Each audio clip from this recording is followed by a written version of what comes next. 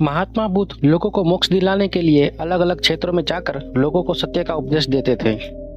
एक बार गौतम बुद्ध किसी गांव में अपने उपदेश दे रहे थे। वहां पर अधिक संख्या में लोग उपस्थित हुए थे जो भगवान बुद्ध के द्वारा दिए जाने वाले उपदेशों को बैठकर सुन रहे थे।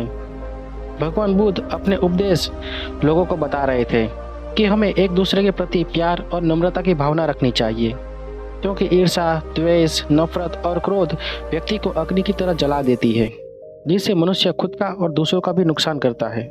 इस बात को और सरल तरीके से बताते हुए कहते हैं, क्रोध अग्नि में जलते हुए कोयले के समान होता है, जिसे मनुष्य अपने हाथ में लेकर किसी दूसरे के ऊपर फेंकता है तो दोनों का नुकसान होता है। प्रवचन सुनने बैठे लोग बहुत ध्यान से भगवान बुद्ध की बातें सुन रहे थे।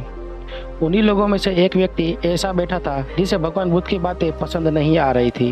वो अचानक एकाएक उठा और महात्मा बुद्ध को भला बुरा कहने लगा। वो कहता है, ये पाखंडी है, इसकी बातों को मत मानो, ये लोगों को भ्रमित कर रहा है, सभी लोग उठो और यहाँ से चलो। उस व्यक्ति की बातों को सुनकर भगवान बुद्ध बिल्कुल शांत हो गए, जिससे वो और क्रोधित हो गया। वो गौतम बुद्ध के पास जाकर और भला बुरा कहने लगा, जिसका अब भी कोई जवाब न मिलने के कारण वो भगवान बुद्ध पर थूक कर अपने घर चला गया। गौतम बुद्ध लोगों को फिर से अपना प्रवचन देने लगते हैं। उस व्यक्ति को अपने घर पहुंचकर अपनी गलती का एहसास हुआ।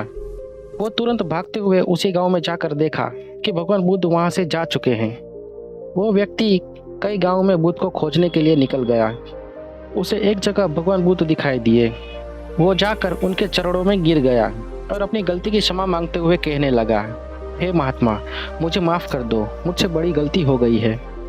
भगवान बुद्ध उनसे पूछते हैं, तुम कौन हो? तो वो व्यक्ति कहता है, आप भूल गए, कल मैंने आपके ऊपर थूका था और आपको भला बुरा भी कहा था।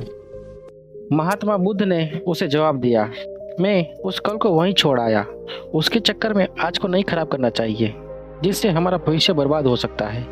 महात्मा बुद्ध आगे कहते हैं, आपने अपने किए पर पछतावा कर लिया तो आप क्षमा योग्य हैं। इस तरह से महात्मा बुद्ध के विचारों से प्रभावित होकर उनके बताए मार्ग पर वो व्यक्ति चलने लगा।